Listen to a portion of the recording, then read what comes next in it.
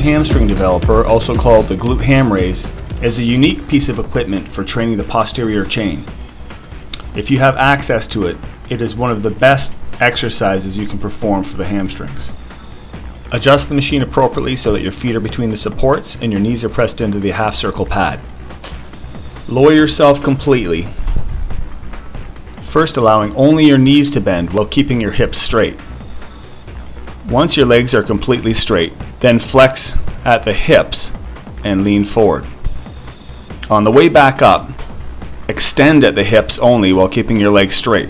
Once your body is completely extended, keep your hips rigid and flex at the knees, pulling yourself all the way upright using your glutes, hamstrings, and calves. Here are some alternatives for performing the Glute-Ham raise if you don't have access to a Glute-Ham machine.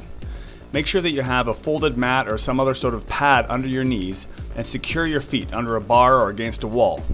You can use a ball to assist you in lowering yourself under control. Alternatively, if you have access to a power wheel or an ab wheel, you can use that to guide your range of motion on the extension and then lightly use it to assist you as you come back to the start position.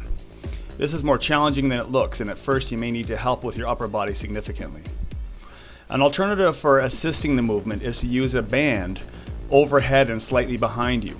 So if you can secure a band at some point behind you and slightly above you, you can adjust the tension accordingly by using heavier bands or by moving slightly further away from the insertion.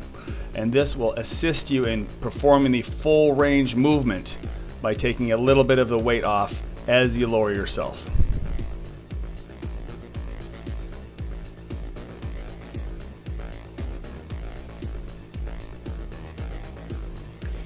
Here's a method of performing Glute-Ham raises using the Bosu ball. Yeah, finally a real use for the Bosu.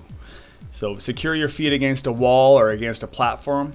Better if you can have your heels supported as well, and then lower yourself under control. Here I'm showing you assisting the movement using my hands to slightly push myself up, jumpstart the movement.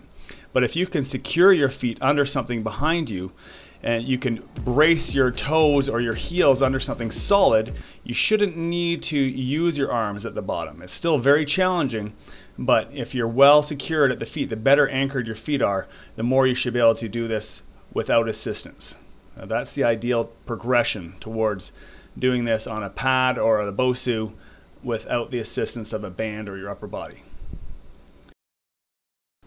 Here's another variation using the Bosu ball. Here I've just put a pad over top of it and it's under my knees, so I'm kneeling directly on the pad on the floor, and I've anchored my feet under a box. And I've seen some people fashion a wooden frame or wooden box for their feet to be secured in, and that works well also.